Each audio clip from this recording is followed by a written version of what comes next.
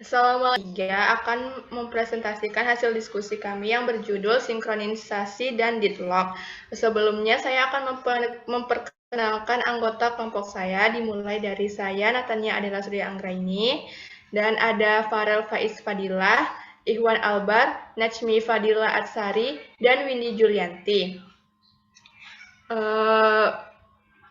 Di dalam sinkronisasi dan deadlock ini terdapat 8 materi.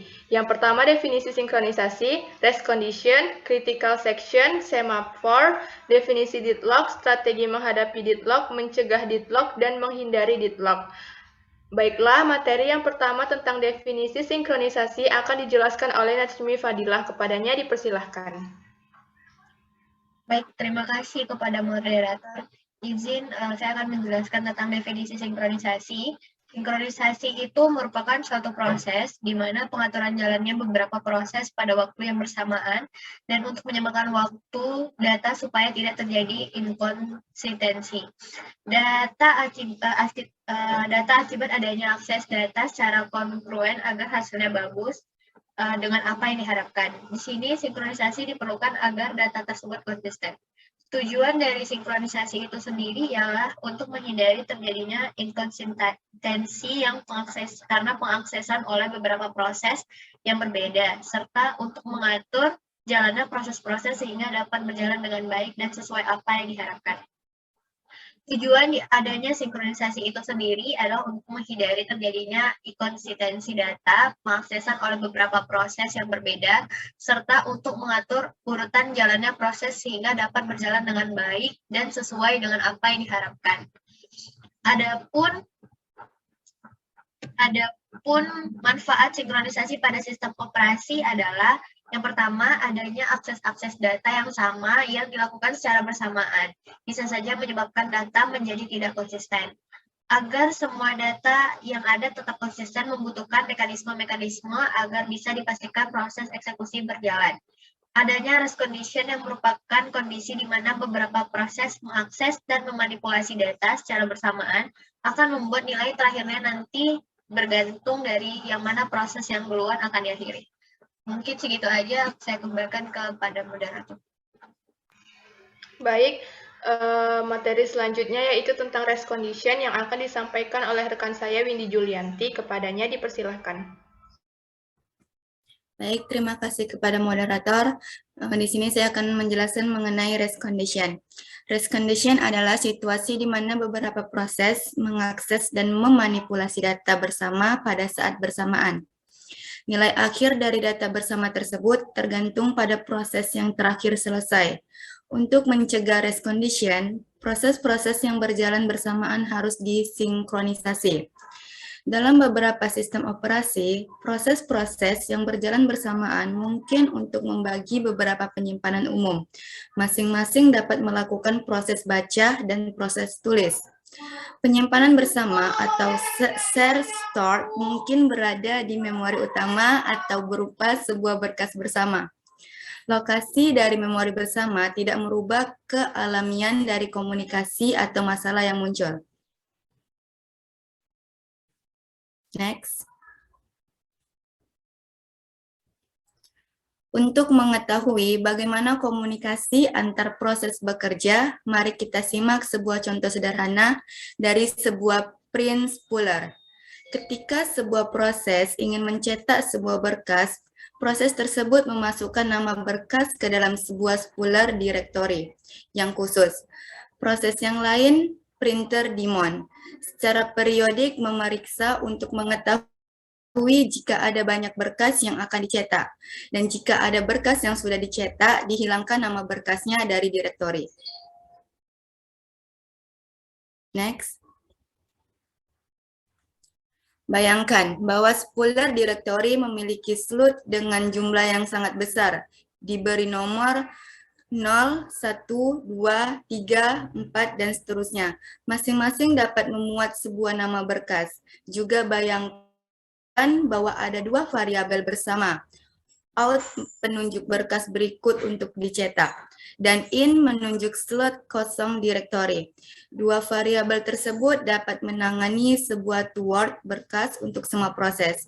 Dengan segera, slot 01230 atau berkas telah selesai dicetak dan slot 456 sedang terisi atau berisi nama dari berkas yang antri untuk dicetak. Lebih atau kurang secara bersamaan proses A dan B, mereka memutuskan untuk antri untuk sebuah berkas untuk dicetak. Situasi ini digambarkan seperti gambar di samping. Terima kasih, saya kembalikan kepada moderator. Baik, materi berikutnya yaitu tentang critical section dan semafor yang akan dijelaskan oleh saya sendiri. Critical section adalah sebuah segmen kode di mana sebuah proses memiliki sumber daya bersama yang diakses terdiri dari entry section, kode yang digunakan untuk masuk ke dalam critical section, kode di mana hanya ada satu proses yang dapat dieksekusi pada satu waktu, exit section, akhir dari critical section mengizinkan proses lain, reminder section merupakan kode istirahat setelah masuk ke critical section. Next.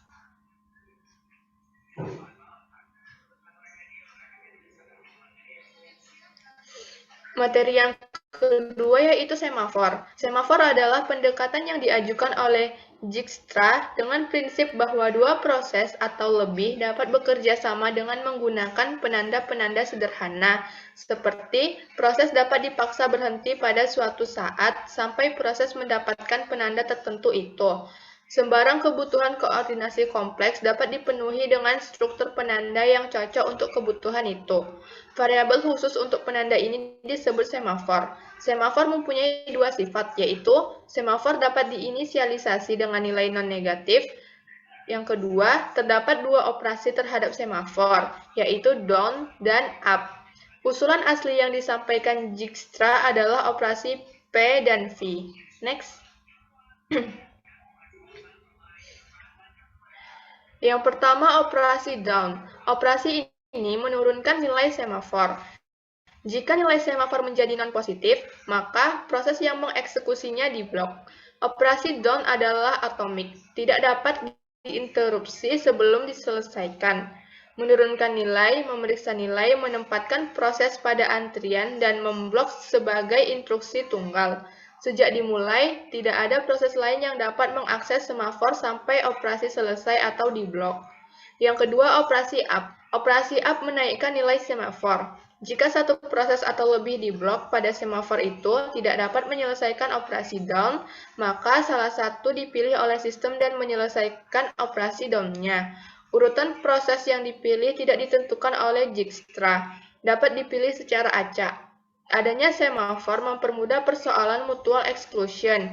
Skema penyelesaian mutual exclusion mempunyai bagian sebagai berikut. Sebelum masuk critical section, proses melakukan down. Bila berhasil, maka proses masuk ke critical section. Bila tidak berhasil, maka proses diblok atau semafor atas semafor itu.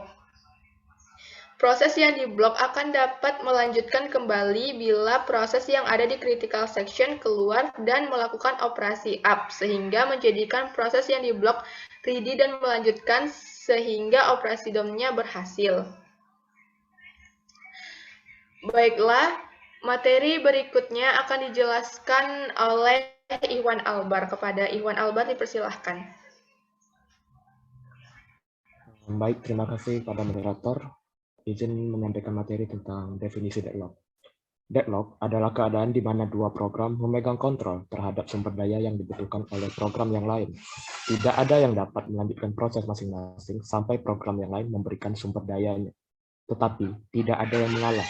Deadlock yang mungkin dapat terjadi pada suatu proses disebabkan proses itu menunggu suatu kejadian tertentu yang tidak akan pernah terjadi. Dua atau lebih proses dikatakan berada dalam kondisi deadlock bila setiap proses yang ada menunggu suatu kejadian yang hanya dapat dilakukan oleh proses lain dalam himpunan tersebut. Next. Terdapat kaitan antara overhead dari mekanisme koreksi dan manfaat dari koreksi deadlock itu sendiri. Pada beberapa kasus, overhead atau ongkos yang harus dibayar untuk membuat sistem bebas deadlock menjadi hal yang terlalu mahal dibandingkan jika mengabaikannya dibandingkan jika mengabaikannya. Sementara pada kasus lain, seperti pada real-time process control, mengizinkan deadlock akan membuat sistem jadi kacau dan membuat sistem tersebut tidak berguna. Contoh berikut ini terjadi pada sebuah persimpangan jalan. Beberapa hal yang dapat membuat deadlock pada suatu persimpangan yaitu yang pertama, terdapat satu jalur pada jalan. Yang kedua, mobil digambarkan sebagai proses yang sedang menuju sumber daya. Yang ketiga, untuk mengatasinya, beberapa mobil harus berhenti atau mundur. Dan yang terakhir, sangat memungkinkan untuk terjadinya starvation atau kondisi proses yang tak akan mendapatkan sumber daya. Sekian dari saya kembalikan kepada moderator.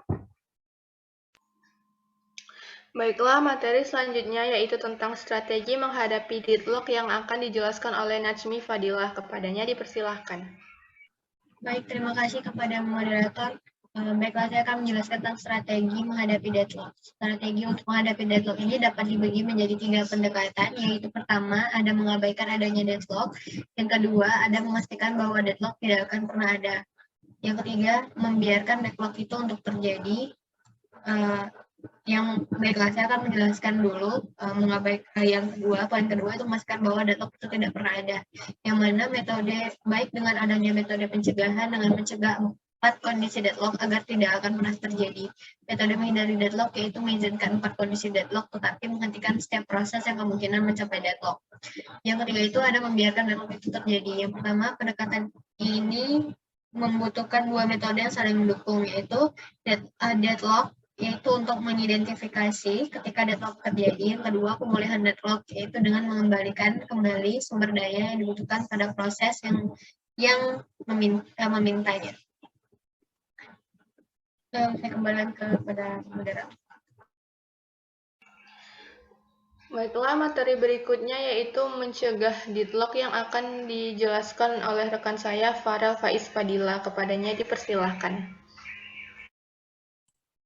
Baik, terima kasih kepada moderator. Kali ini saya akan menjelaskan tentang mencegah deadlock. Metode ini merupakan metode yang paling sering digunakan. Metode pencegahan dianggap sebagai solusi yang bersih dipandang dari sudut tercegahnya deadlock. Tetapi, pencegahan akan mengakibatkan kinerja utilisasi sumber daya yang buruk. Metode pencegahan menggunakan pendekatan dengan cara meniadakan 4 syarat yang dapat menyebabkan deadlock terjadi pada saat eksekusi Kaufman. Next.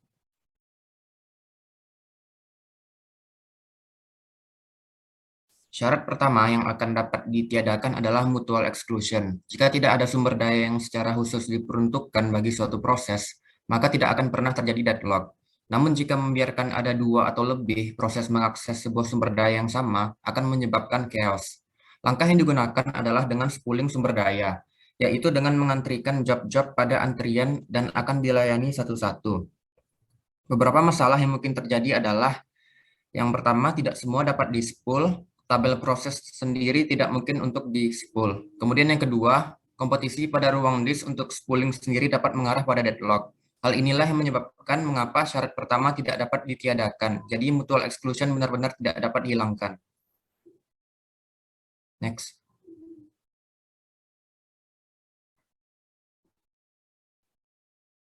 Cara kedua, dengan meniadakan kondisi hold and wait terlihat lebih menjanjikan. Jika suatu proses yang sedang menggunakan sumber daya dapat dicegah agar tidak dapat menunggu sumber daya yang lain, maka deadlock dapat dicegah. Langkah yang digunakan adalah dengan membuat proses agar meminta sumber daya yang mereka butuhkan pada awal proses, sehingga dapat dialokasikan sumber daya yang dibutuhkan. Namun jika terdapat sumber daya yang sedang terpakai, maka proses tersebut tidak dapat memulai prosesnya. Masalah yang mungkin terjadi yaitu sulitnya mengetahui beberapa sumber daya yang dibutuhkan pada awal proses, kemudian tidak optimalnya penggunaan sumber daya jika ada sumber daya yang digunakan hanya beberapa waktu dan tidak digunakan tapi tetap dimiliki oleh suatu proses yang telah memintanya dari awal. Meniadakan syarat ketiga non-preemptif ternyata tidak lebih menjanjikan dari meniadakan syarat kedua. Karena dengan meniadakan syarat ketiga, maka suatu proses dapat dihentikan di tengah jalan. Hal ini dimungkinkan karena hasil dari suatu proses yang dihentikan menjadi tidak baik.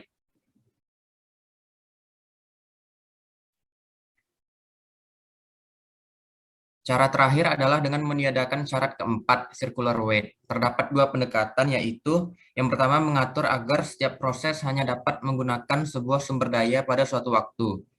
Jika menginginkan sumber daya lain, maka sumber daya yang dimiliki harus dilepas. Kemudian yang kedua, membuat penomoran pada proses-proses yang mengakses sumber daya. Suatu proses dimungkinkan untuk dapat meminta sumber daya kapanpun, tetapi permintaannya harus dibuat terurut.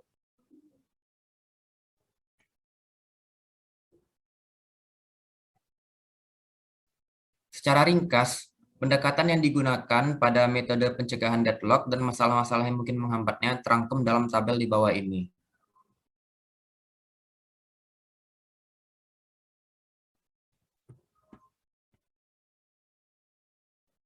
Kemudian selanjutnya adalah menghindari deadlock.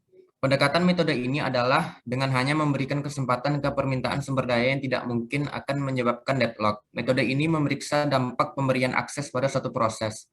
Jika pemberian akses tidak mungkin menuju kepada deadlock, maka sumber daya akan diberikan pada proses yang meminta. Jika tidak aman, proses yang meminta akan disuspend sampai suatu waktu permintaannya aman untuk diberikan. Kondisi ini terjadi ketika setelah sumber daya yang sebelumnya dipegang oleh proses lain telah dilepaskan. Next.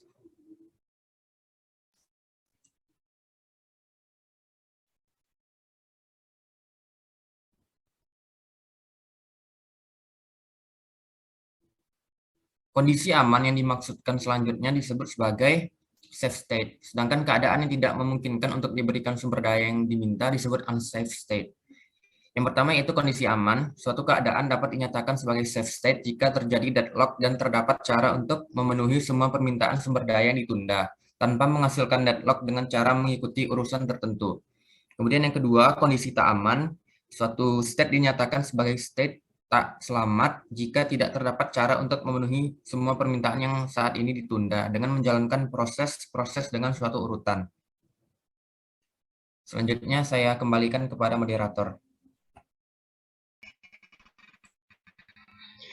Baiklah, dengan berakhirnya materi terakhir tadi, berakhir pula presentasi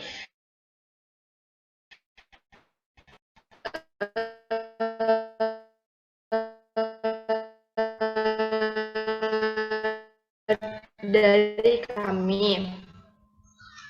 Sekian 3. Apabila banyak kesalahan, wabillahi taufiq wal hidayah. Wassalamualaikum warahmatullahi wabarakatuh. Waalaikumsalam warahmatullahi wabarakatuh.